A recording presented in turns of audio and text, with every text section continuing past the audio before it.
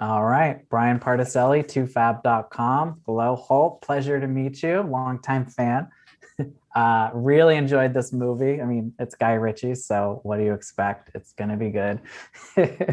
But for you, someone who has, worked with every big name director under the sun, it seems like this is your first time working with Guy. Just what surprised you about working with him?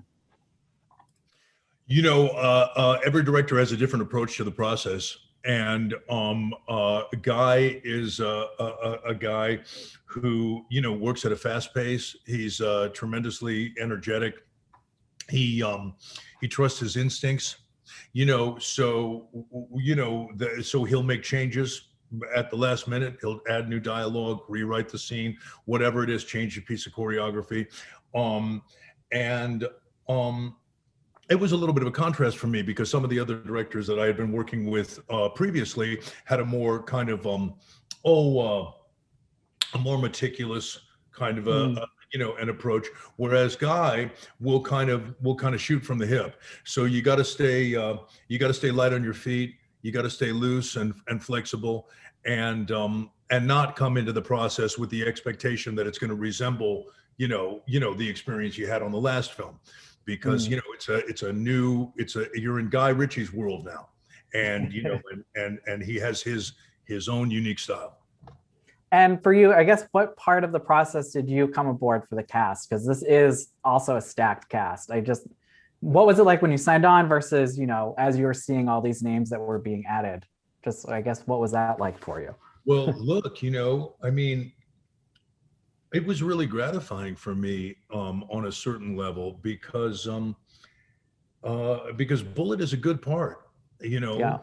and we have a lot of terrific actors in our film.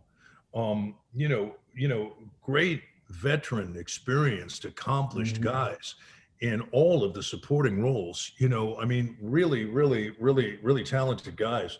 So to be there with them and with Jason, who is of course one of the biggest movie stars in the world, and with a director like Guy, who is a really kind of unique, kind of visionary director who has his own approach to the work and his own signature style.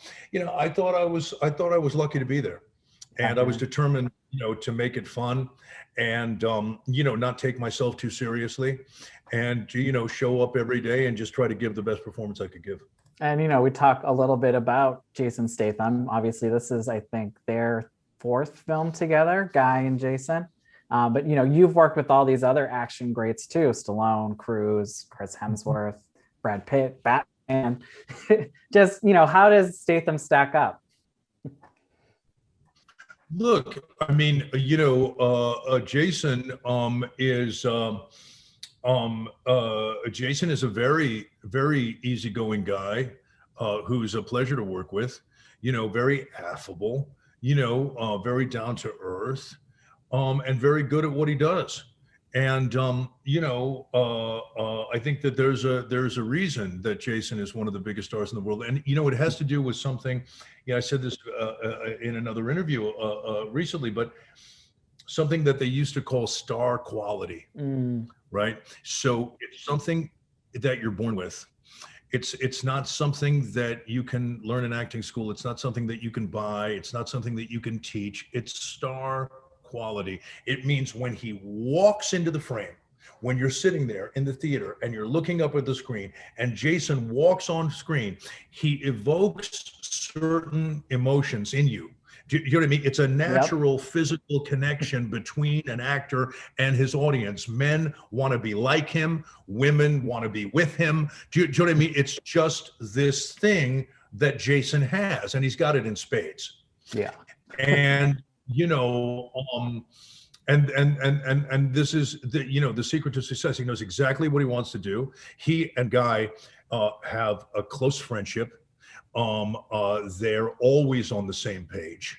There's never any tension between director and star, and when the two guys that are most important to the production have that kind of relationship and set that kind of a tone, Mm, for the rest of us, then it's very easy, you know what I mean, to give yeah. yourself over to the whole experience.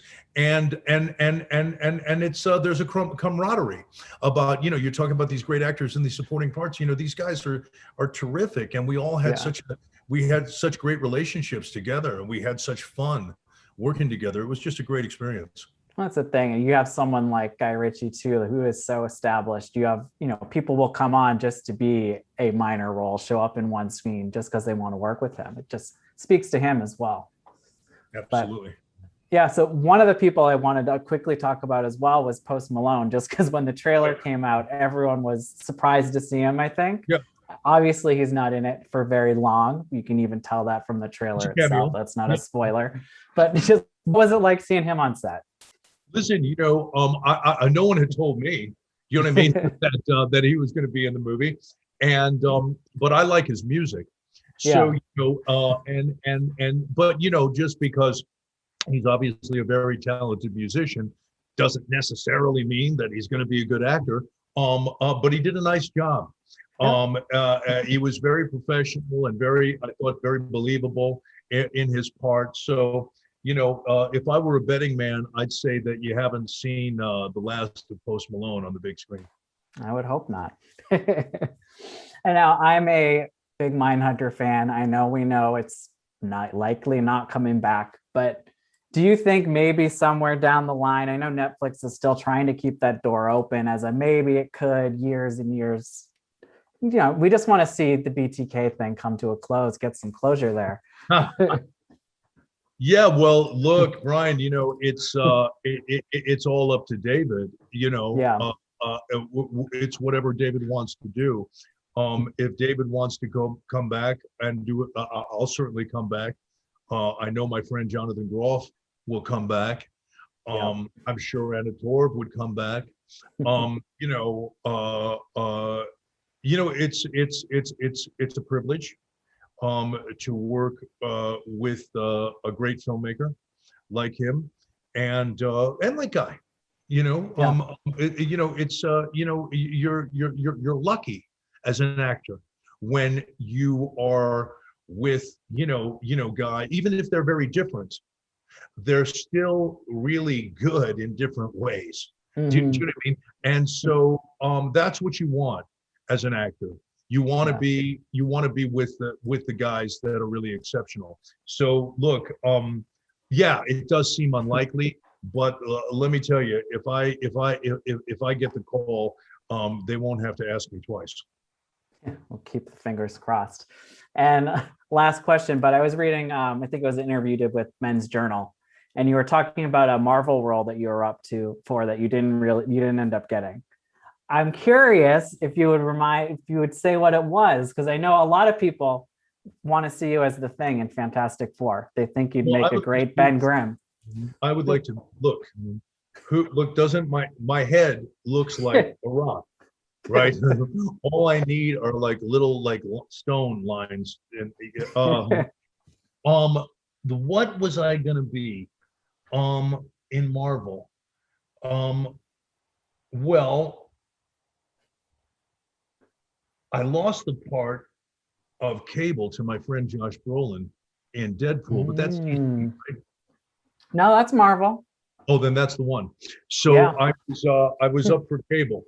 I was up for Oh, Cable, that would be good. and yeah, and there was some controversy because if I'm correct, Josh had already played a role in the Marvel universe, right? Yeah. Is it Vanos? What's Thanos. Yep. right? So in theory, and but in theory, you can't be two characters in the same comic book universe.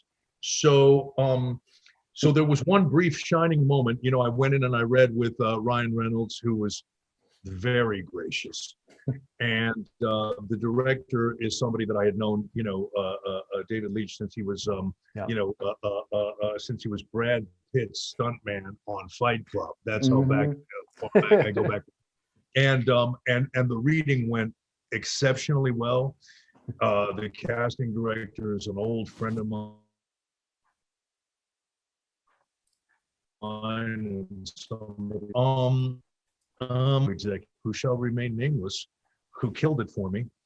And I will get my revenge one day. One Yeah, day. we'll see you as a thing. I'll Look, put it. Keep putting it out there. But thank you so much. Have a good one, and yeah, thanks it's a again. pleasure, Brian. It's nice meeting you. Nice chatting with you. Thank you very much.